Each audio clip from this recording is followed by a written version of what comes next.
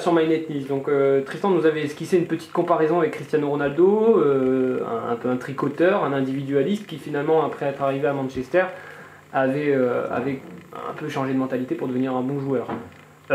Est-ce que je suis d'accord avec ça? Bon, à moindre mesure, parce que pour moi Cristiano Ronaldo, bon, c'est un très bon joueur, il reste quand même encore un petit peu trop tricoteur. Bon, ça c'est mon avis personnel, il est peut-être un peu erroné, ça reste un bon joueur. Maintenant, je pense que Ben Arfa, il est arrivé à Marseille avec un entraîneur qui est Guéret, et qui pour moi est un très bon entraîneur, et qui aurait la capacité, et je pensais que ça allait être ça en arrivant quand Ben Arfa est arrivé à Marseille, un entraîneur qui serait capable de le cadrer et de lui faire comprendre les vraies valeurs du football, et lui faire changer un peu de mentalité pour au final le pousser vers le grand joueur qu'il pourrait être. Et on voit aujourd'hui, bon, c'est peut-être un peu trop tôt, mais à mon avis, ce ne sera jamais. C'est pas ce qui se passe. Ben Arfa, il reste Ben Arfa, qui joue tout seul, qui fait ses passements de jambes et qui a des coups de colère quand il faut rentrer à la 70e minute à Paris, il n'a pas envie d'aller s'échauffer. Donc l'effet Guéret, il n'est pas là, donc s'il n'y a pas d'effet Guéret, pour moi, pas beaucoup d'entraîneurs en France, dans une équipe française qui serait capable de le faire. Ouais, bah après, ouais, c'est. Non, mais le truc, c'est. Il passe dans les mains d'un Wenger, peut-être. Mais non, mais enfin. C'est un joueur qui va changer. Non, mais surtout, après, c'est le contexte et l'environnement du grand club aussi. Je veux dire, imaginons Ben Arfa maintenant à Manchester. Enfin, je veux dire, il fait pas de cagade. Parce que rien du tout. Il fait un truc, lui, là par contre, il va aller sur le banc et tout le monde s'en foutra. Donc là, il comprendra. Maintenant, bon. Maintenant, le tournoi là, ce qui est frustrant, c'est que c'est un énorme potentiel et que finalement, voilà, Moi, je pense que c'est trop tard. Moi, je pense que c'est trop tard. Ben Arfa, ce sera sûrement jamais un très grand joueur. Je sais pas si c'est trop tard.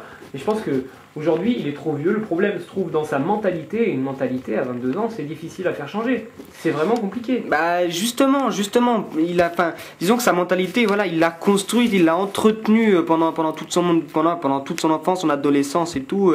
Enfin voilà, avec cet entourage, voilà, enfin et toute sa façon de voir le foot, de voir voilà les performances, machin. Ça, il l'a construit et intériorisé depuis tout le temps. Alors maintenant, il s'agit faire changer ça, c'est compliqué. Il s'agit, non, mais voilà, justement, il s'agit de faire changer ça. Mais ça passera par des actes concrets, des matchs, voilà, des matchs précisément où finalement il aura un grand, cette fois-ci il aura été. Enfin voilà.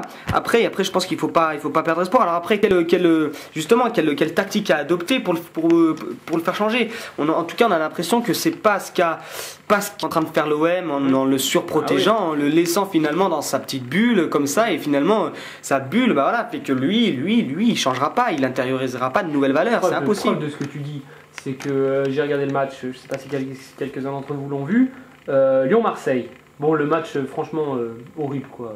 Guingamp-Châteauroux, ça aurait été un meilleur match. Ben Arfa, il a vraiment, je crois que c'était le pire joueur sur tout le terrain. Il a 6 fautes pourries. Bon, je veux bien, il a été un peu serré par ses anciens coéquipiers lyonnais. C'est vrai qu'il a eu un traitement de faveur, on va dire. Il a subi pas mal de fautes, mais bon, il a servi à rien. Franchement, côté gauche, il arrive avec son ballon, il crée le décalage. Putain, au lieu de centrer, en plus il est gaucher, il joue à gauche. Qu'est-ce qu'il fait? Il centre? Bah non. Je recoupe au centre, je me retrouve devant deux joueurs, j'essaie de faire un gris-gris, je perds le ballon. Il a perdu au moins une dizaine de ballons comme ça. Il sort du terrain, Guéret lui serre la main, lui tape dans le dos avec un grand sourire. Pourquoi? Parce qu'il a simulé 3 fois et qu'il a provoqué des fautes pour que l'OM puisse avoir. Mais après, c'est un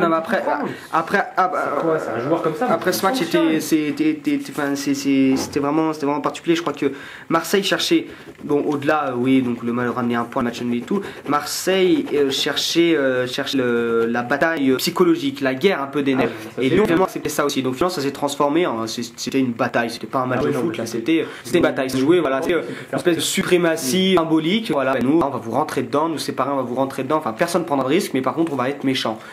Voilà. Bon, c'était un peu le contexte du match. Voilà, ça donnait je sais pas, ce qui voulait être vraiment un autre grand match là de cette partie de saison. C'est très vraiment le match le plus décevant que j'ai vu depuis le début de la saison. C'était décevant. Et Ben Arfa pour moi était le premier la première déception de tout ce match dans sa totalité, perdu des ballons si bêtement comme à son habitude.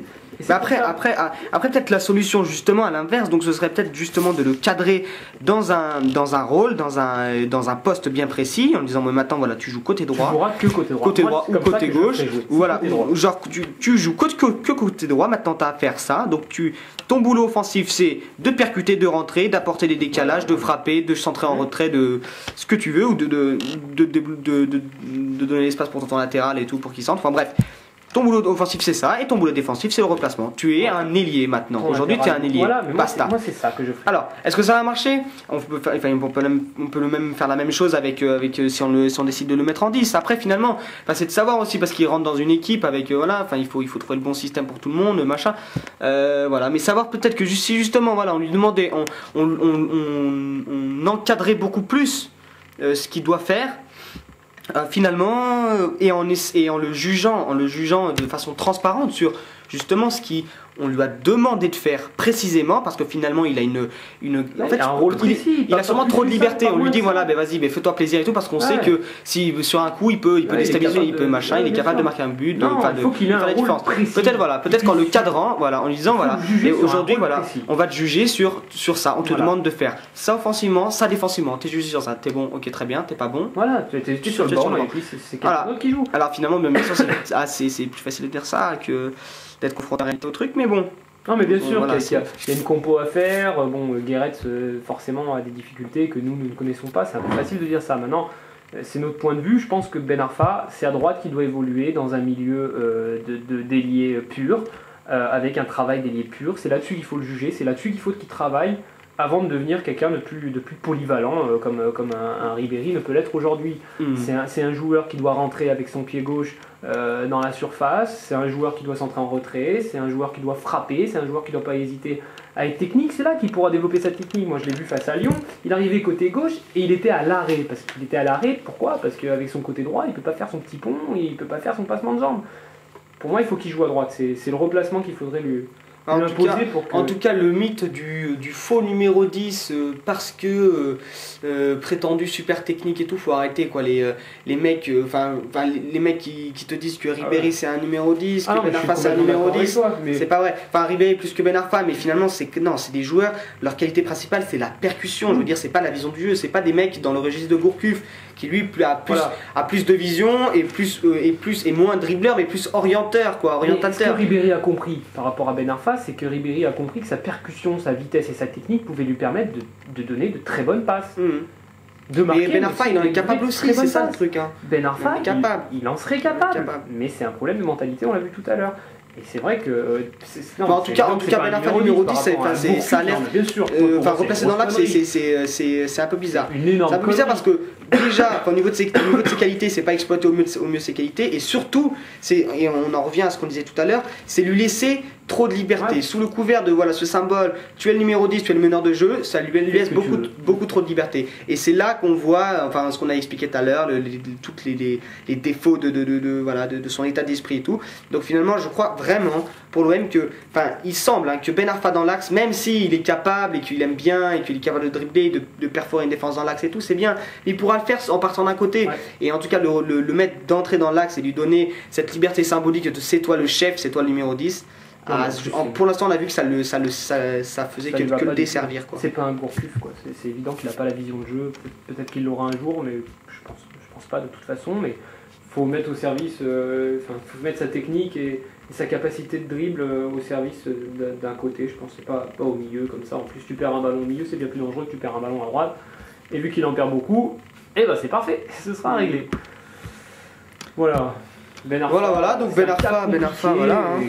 Quel avenir pour Ben Arfa, puis en équipe de France, je te l'annonce carrément, clairement mon avis c'est que Ben Arfa n'aura jamais, pour moi, sa place de titulaire et incontournable en équipe de France. Après je sais pas, après ça dépend, il peut se construire maintenant, mais moi justement on dit qu'il a 21 ans et tout, que sa montée était déjà faite, mais non, pour moi à 21 ans justement c'est encore un joueur très jeune et qui peut justement progresser, il peut apprendre. Le truc c'est que il a appris le foot techniquement et tout, il n'a pas du tout appris le foot dans la mentalité, et finalement il a le droit d'apprendre maintenant, et c'est un joueur complètement immature pour l'instant. Et il a la chance aussi de se construire à cet âge-là. Bon, on revient tout de suite après une petite pause, on conclura sur Ben Arfa et puis on évoquera un autre petit sujet.